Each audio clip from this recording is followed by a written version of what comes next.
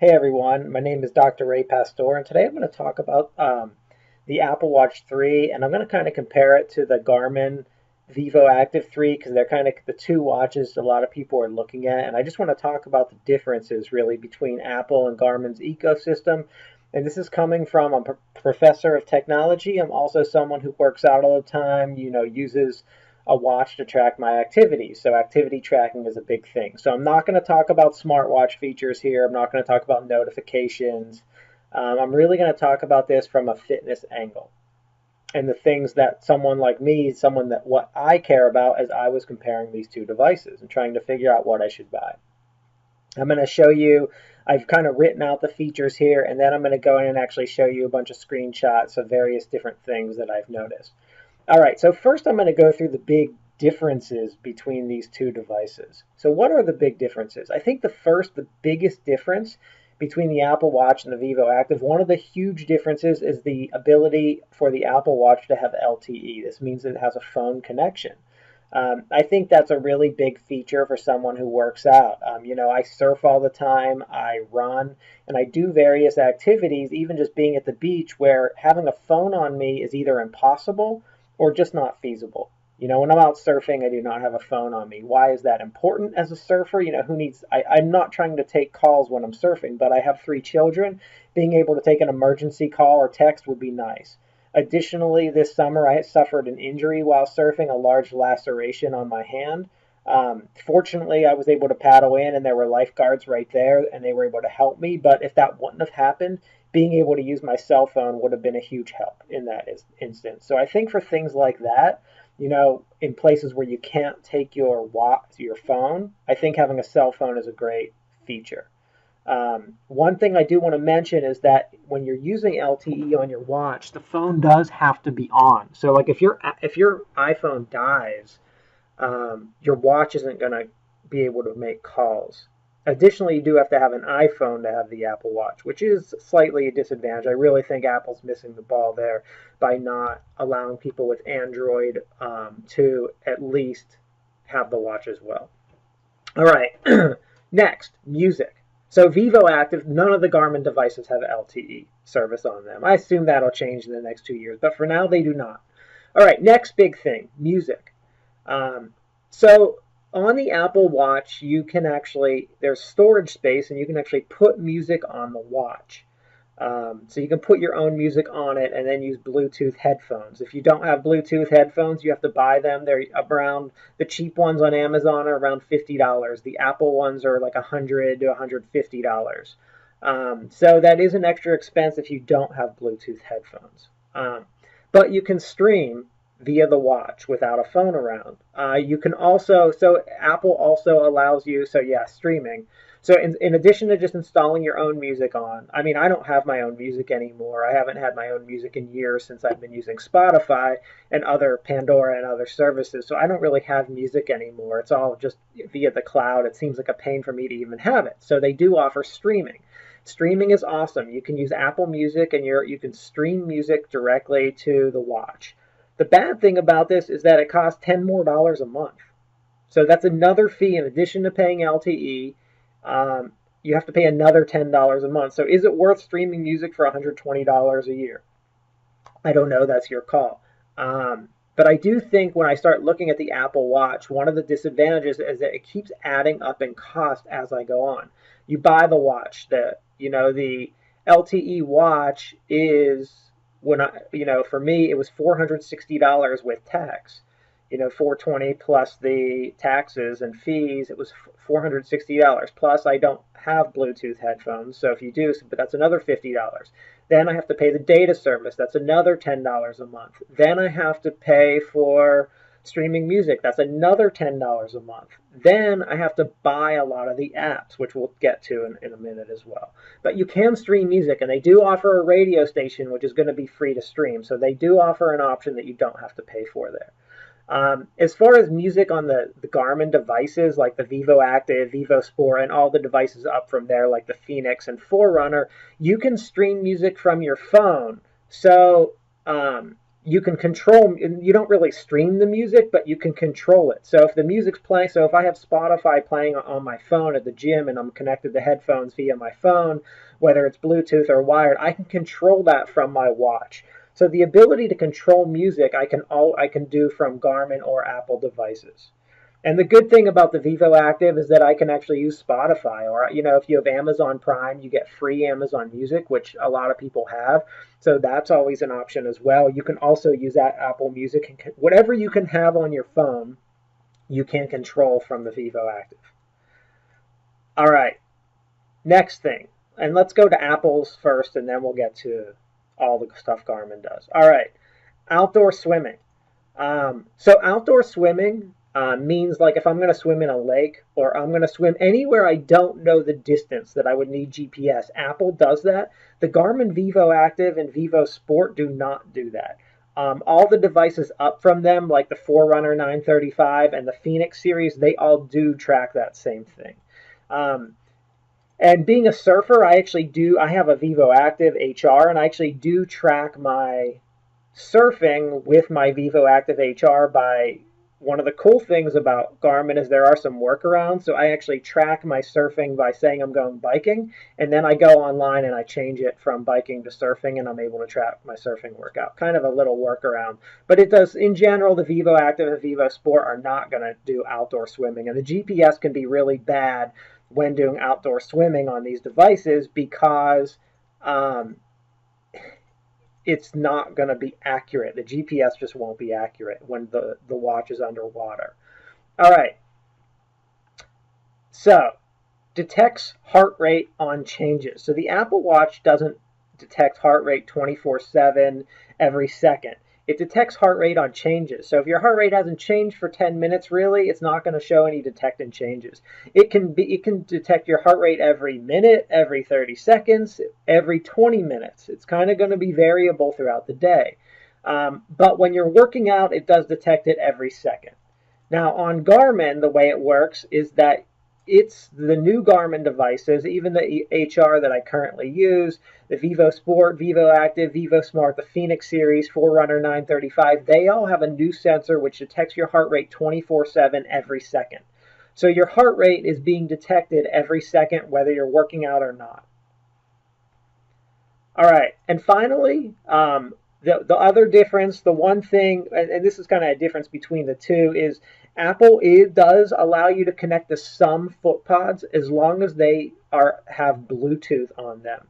Same with chest straps. So like the new Stride for running, you can connect that to the Apple Watch, which is really great for people who want to get some different metrics. But those are additional costs, different things. Same with some chest straps that are Bluetooth. The Garmin will connect to all types of foot pods, all chest straps, anything ANT Plus, which is most of them, and anything that is Bluetooth as well. So it connects to all of that kind of stuff. You don't really have to consider whether it's going to connect to your device or not. It just will. Um, so that's something you don't have to worry about. So those are kind of the big things that the Apple Watch has that the Active either doesn't have or differs from, really. Those are the big things. In my opinion, the big thing is LTE. But the Garmin Vivoactive has some really big things that Apple Watch doesn't have. So let's go down to them. First of all, heart rate zones. On the Apple apps, and I'm not going to talk about really, I'm not going to get the third-party apps just yet. I'll talk about those in a minute, but I don't really want to talk about anything. I guess I'll talk about them now. I don't want to talk about anything in this video that I need to pay for. And the reason for that is because a lot of these apps are, they start to add up, and a lot of them are subscription-based. And the other thing is I don't really know what kind of support they have. I've already seen, in fact, I've seen a number of Apple Watch apps come and go in the last few years that the watch has been out. I also see that with technology products all the time. So me relying on some third party, unless it's a big company like Strava, one of the big running companies that I know is not going to really drop their support, I'm kind of hesitant to really trust that app is even going to be updated after the last update I've seen. So, relying on them and saying, oh yeah, the Apple Watch tracks heart rate zones because I can download heart watch app and it's going to detect that. And then you watch this review in 3 months from now, and there's no such thing as Heartwatch app because it's dropped support. So I'm not going to talk about those. I'm talking about what Apple is supporting, or big companies like Strava or Stride are supporting. Not these little apps that one person sitting at home developing and is on there and you have to buy. We're going to talk about what Apple's supporting. So heart rate zones. Why are heart rate zones important? In the middle of a run, I need to be able to glance at my watch and see my heart rate, and know it's in. Sometimes I can't even see the number. I can glance and I can see, am I at, gray, yellow, green, orange, or red? Green being, where I want to be, where I want to pace myself. If I see that I'm in extreme red, I'm like, well, I need to slow down. So heart rate zones, and that's just while I'm actually running. You can't even see it in the Apple Activity app either. I can't see what zones I was running in. Cadence. Cadence is super important. And the problem with these things like heart rate zones and cadence is there's no reason Apple isn't showing this stuff. They have the technology, the hardware's there. It's all in there. This is a software problem. They're just deciding not to show this stuff. I can't figure out why they would not be. And this is not. I'm not talking about. I'm not an expert runner that's racing and doing like running marathons all the time. I do the occasional 5K, but I'm just trying to make sure my fitness is improving. That I'm improving, every week or month. I like to see trends over time. I'm looking at basic running statistics like cadence, which is really looking at like how my stride length is, like how I'm like pacing myself. It doesn't show cadence. Very basic feature. A new thing on the new Garmin is fitness age and stress tracking. They seem really cool. Fitness age is kind of like your VO2 max, a heart rate, and a bunch of things all combined together to give you a fitness age of what like you are compared to what your real age is. Stress tracking seems to be really cool. It's gotten really great reviews from people. Um, Basically, what it does is throughout the day, it looks at how stressed were you at various times. What's your downtime? Is your rest? When are you non-stressed? I think this is a really great type of feature for people who work a lot and are trying to look at really having that work-life balance. I think this is kind of a really great feature that I'm looking at. It also makes you heart healthy, which is something I really care about. All right, here's probably the biggest thing that I think separate one of the big things that separates the Apple Watch from the Garmin products, and that's the ability to edit your workouts. That's huge. I can't tell you how many times I've been on a treadmill and my watch says 1.9 miles and I ran 2 miles, or 4.8 and I ran 5. To some people, they might not really care. It's only a tenth of a point. What does it really matter? That really bothers me when I look at, I know I ran 2 miles. Why is this not matching up? Now, treadmills can be off. And I do recommend the use of a foot pod and setting it up correctly to get your true distance. But when you know the treadmill's accurate and it's pretty consistent among multiple treadmills of the same kind, what the off is, um, I need to be able to go in and edit my workout. A lot of times when I'm done on the rowing machine or the bike or the treadmill, this is really for people who work out indoors. I take a picture or just remember what my stats were so that I can go back when I'm done at home and I can edit it all. It takes 1 second to edit it, and it's really kind of a big deal. I think this is a really, disappointment on Apple's part, something you can't do. You really need to be able to go in and edit workouts. I can't see why you can't do it. But it's really disappointing. And this is a software issue. And like exercise bike, I go on the exercise bike, when I'm not biking outside. I'm on the exercise bike one or more times a week. You can't actually enter your distance on an exercise bike, because it's not tracking your feet, it's tracking your hand movement. So there are no steps there, so there's no distance. When I run on a Garmin watch, I can go in after the workout and say, oh, I biked 10 miles today. And I think that's a really big thing. And Apple's workaround for this is trying to get it to connect to gym devices. But how many of your gyms are going to connect to Apple Watch right now? Yeah, maybe in 10 years, all exercise equipment is going to be seamless. But man, gyms don't upgrade their stuff all the time. I work out in a Gold's Gym and everything's pretty up to date, but none of the systems I see are connecting to my watch, because it's not a common ability. So I think that's a huge thing. All right, next thing that I think is really cool on Garmin is the ability to count reps during weightlifting. It's a new feature added to the Vivo, some of the new Vivo products like Vivo Sport and Up, Vivoactive 3. I think it's a really cool feature being able to track your weightlifting. It's something that I always like to do on my phone. The problem is it's kind of a pain to have my phone out during a workout. So it's nice. So the watch actually will count your reps and then you can edit it. So it's nice because I don't have to just sit there and enter 10 each time. It's like it might say 10 already and I don't even have to do it. So I think that's really cool. There are some issues with it. I think it's a new feature. I don't think it's a selling point of why I would buy one over the other. Well, except for the fact that for Apple, you have to actually buy a weightlifting app to do it.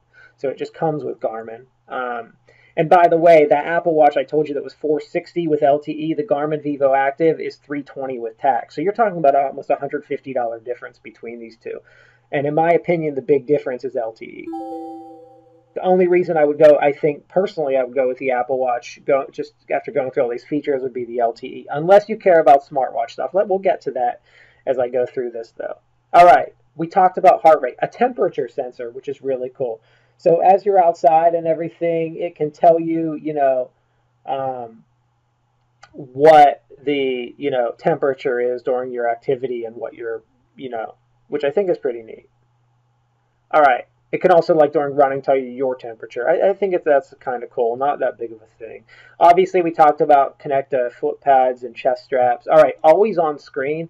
This is another thing Apple's really got to work on. When you're running and you go and flick up your wrist, it might not come up or it takes a few seconds. That's a big deal because I don't want to really take my eyes off the road when I'm biking or running. Even when I'm on the treadmill, I don't want to take my eyes off the treadmill, when I'm looking like straight because I don't want to fall down. I've seen people fall. I've seen a number of people throughout the years fall in the gym, and it wasn't always because they were looking at their watch. They might have been, looking at whatever. But, always on screen. So the screen's always on the Garmin, so I can slightly turn it to the side and I can see my stuff right away. Apple Watch, I think that's a preference thing, but I do think it's a big deal for anyone that even is a casual person who works out. And I think that's Apple really needs to work on that. And that just goes to their battery life. They're trying to conserve battery. That's one of the places where Garmin's do shine. All right, web and PC interface. So with Garmin, you can actually view all your information on the web. I'm going to show you that in just a minute here. And you can download their app for your PC. I think that's a huge thing. Apple really needs to get itself together and have something in the cloud because you can see a lot more data on the PC. That's where I can edit everything in Garmin, and it is a really, really nice feature. Additionally, the ability to export data.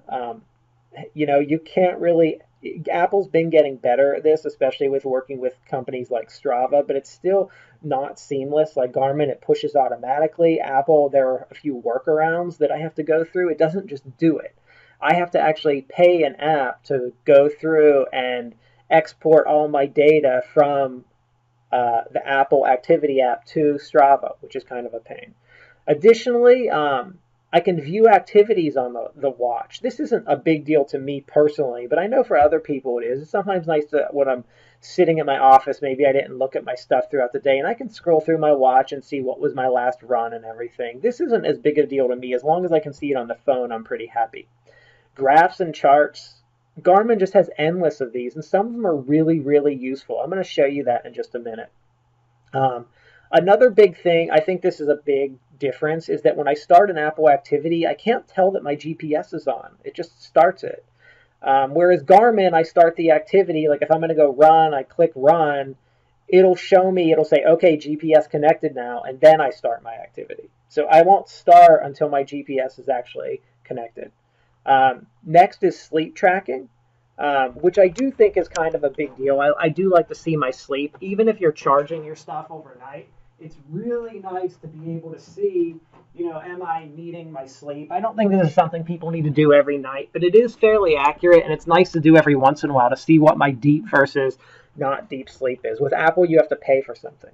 And then there are just, I'm not going to go through all of them, but there are little things like, for an example, both of these devices track indoor swimming. That's any pool that I know the distance of, whether it's inside or outside. But Garmin will give you your swim efficiency, your SWOLF number, which is like the lower the better. It means you're swimming more effectively, whereas Apple just won't provide that for you. Those kind of little details of things like that. All right. So things that are very similar between the two. They both display your heart rate. They both tell you your high and low heart rate. Although, which is kind of weird on Apple, you have to, in order to see like my min and max heart rate on a run, I need to actually go to the health app. So there's like multiple apps that Apple runs, and I kind of get why they're doing it, but I hate that there's different data. I wish there was a way to customize the activity app so it could show all that data, so I wouldn't have to keep going back and forth to find things. They both have a resting heart rate for you, which I think is super important. VO2 max on both devices, which I think is very, very, very important. I really like, so VO2 max is really important, like when running. It kind of shows me, where I am as far as like other people. The problem with VO2 max on a watch is that it's not 100% accurate. The only way to accurately measure it is really in a lab. But I think if you look at the trend over time on either device, I think that's a really great feature for people who are working out to look at. You can see pace of your runs, you can see distance, like, when using GPS or when on a treadmill. Obviously, you can't on an indoor bike on the Apple Watch. They both have GPS, and the GPS on both devices seems pretty accurate. Same with the heart rate. A lot of, I've read research studies on the heart rate comparing the devices. They're pretty accurate. Same with GPS. There are some differences, and I think people who are really specific, like racing, and need to have very specific times, especially a professional athlete, are going to care a lot more about GPS intricacies than most hobby runners. Where GPS will matter is, like, let's say you are running a 5K race and your Garmin or Apple Watch actually says you ran 3.3 miles or 2.9. That would be kind of annoying on Apple that you can't actually go in and edit that. I think that's extremely annoying because on Garmin, if it says it, it's really not a problem because I can just go in and edit it. I'll just change it to 3.1 and it's fine. They both also track multiple activities. They both track running, biking, indoor swimming. They can all track various things like skiing and stuff. Now, what each of these tracks, is going to differ. Like what Apple and Garmin track during skiing is going to be slightly different. But overall, they're going to track your calories burned, how long you did it. There may be or may not be GPS, things like that. But they do track them all. But the one thing I will say that I can do on Garmin is if I am tracking something where, like when I want to go surfing, I can't just track surfing on the Apple Watch because GPS won't be inactive. Whereas Garmin, I can actually just push cycling that I know uses GPS and then go in and edit it later on to be a surfing activity so that I got the ability to have GPS. So some cool little things like that when you can edit. Those are basic similarities between these two. Now, I'm not talking about smartwatch features. Both of these have basic smartwatch features. Like they both can get texts and some things like that. So, I don't think that that's not what's important to me as someone working out. And that's kind of what I want to, where the point I wanted to come in through this review is working out. All right, now let's actually go onto the web and take a look at some of these differences. All right, so first let's go into Garmin Connect. Let's see what Garmin shows. And I've got a few pictures here of some Garmin data. Okay, so let's start with the Garmin app. So I go into the app, and this isn't my running. I just pulled these images up from other people. I go into the app, and I can actually see my distance, time, calories, and my path. You can zoom in and see like an actual map, like the Google Images map of your path. Then you can see things like elevation, pace, heart rate, cadence, as well as a number of other things. I'm just picking a few things they show you. But the cool thing is, like, I can compare, well, what did my heart rate do as I went up a hill? Did it go up? And I can overlay these graphs on top of one another. How about my pace? As I picked up my pace, what happened to my heart rate? Where was the lowest? Where was the highest? And I can see all of that in one screen, and it's really nice. I can see where did my cadence drop? Where was it high? Where was it green? Was there a lot of orange in one point? What did my heart rate do in that point? These are just basic statistics where I'm just analyzing my run. I really don't think these are very specific things that, I'm looking at. Additionally here, I can pull up this actually is one of my runs that, a nice recovery run. I'm coming off an injury, so I've been running nice and slow, but I can see my average pace, my average moving pace, my best pace, my speed, my average move, max speed, all kinds. It just keeps going and going through all these nice little things that I can go. And that's just the app of Garmin. I can actually log in online and I can pull up that run that I just showed you. You can see my distance. I can click this little edit button up here and edit any of this information. Okay, so here was my elevation, my pace, my heart rate as I went through the whole entire run. You can see how it all lines up. You can see my cadence. So what happened here is my heart rate started to go up, and it was actually like it was showing like 160, 170. This is the nice slow recovery run, so I lowered my pace a little bit. You can see that that lowered my cadence. So you can see what happened. Then I can go through here and I can see tons and tons of statistics, my best pace, my time, how everything breaks down. I can see my heart rate, my percentage of heart rate. I can look at what zone it's in. I can see my splits. I can see my time in each heart rate zone. As I said, super important. When I was in the red, I lowered it because I want to be in green or orange. This is really a recovery run, so I probably wanted to be in more green, but sometimes you always pick it up at some points. I didn't sleep well last night, so I can see trends. Like when I didn't sleep well, even during a recovery run, my heart rate's just up a little bit. Very interesting stuff. And that's just stats for running. You can see all kinds of stuff in here. For example, something I think is super important is like this is another big feature that I think Garmin has. I can look at my heart rate, and let me just go to a different day. All right, so what I can do, what I'm actually looking at here is I'm looking at my heart rate versus my activity throughout the entire day, which I think is really cool. And I'll zoom in on this a little bit. You can see, like, as I did an activity, my heart rate went up. Like I swam yesterday, I was doing something here, oh, well, what's this right here? Why did my heart rate go up to 120? What was I doing at 10:30 when I wasn't doing activity? You can see like what happened. Like I can start to see like what was I doing, what happened during all this stuff. But there are all these different features that Garmin has, and this is all their online stuff where I can track my sleep and see how did I sleep. So it's really neat to be able to see all that kind of stuff. Okay, let's see what Apple shows. Okay, so here's the activity app. You can see this is just an image I pulled up. Someone was comparing Garmin to Apple here, but you can see Apple shows me my GPS route, which again, it doesn't have the Google Maps part, which I don't really like. But here's the information they show, and this is it. This is all you get. You get your calories, your distance, your average heart rate. Why they're not showing your high and low heart rate during your run in the activity app, I don't know. But I have to go into the health app to actually see that.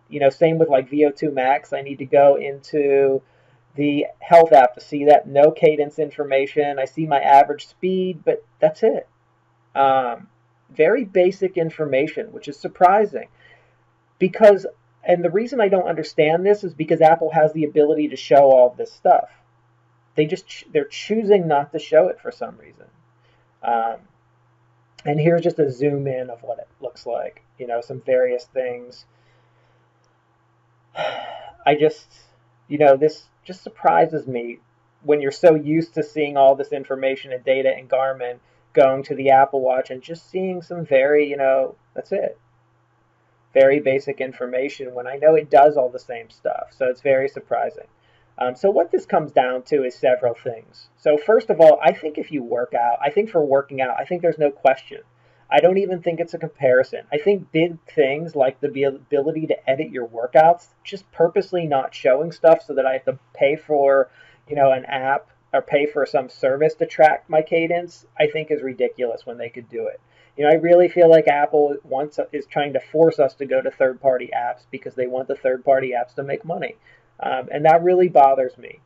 So I think that, the big thing the Apple Watch has is the LTE, but is it worth it? If you're used to running with your phone, is it worth $10 a month? And then you want the streaming. Also, all of a sudden, it's $20 extra a month that you're paying. So $240 a year to have a new device on top of buying it and probably upgrading it every year because we're at least every 2 years, because we're at such a new point in technology where you really have to update these. The next version of the Apple Watch is probably going to have a camera, and we're all going to want that. So, is it worth buying? I think that's really your call. I think if you're looking for a smartwatch and you don't really care about working out or you don't work out, I think the Apple Watch is awesome. But if you work out at all and you even just enjoy tracking your runs and seeing basic statistics, I don't see how the Apple Watch really can meet your needs at this point. I think there are just too many problems with it. They're all software related. All things Apple could change, they just choose not to. And these aren't new issues. They've had these issues since Apple Watch 1. So, we're talking like 3 years of them not doing anything about it. They're slowly adding new things in, and it's not that other people aren't complaining. You go online and read reviews, and everyone's saying the same thing. So, if I'm trying to compare these two, I think there's no question. If you're looking for fitness, you got to go with one of the Garmin devices, without question. I think if you're looking for a smartwatch, Apple Watch is great. I really don't think it's a good activity tracker. Hardware-wise, yes. Software-wise, no. I do think it does have the advantage of LTE, but missing edit workouts, missing all this other stuff too. So you decide, but those are my thoughts. Thank you.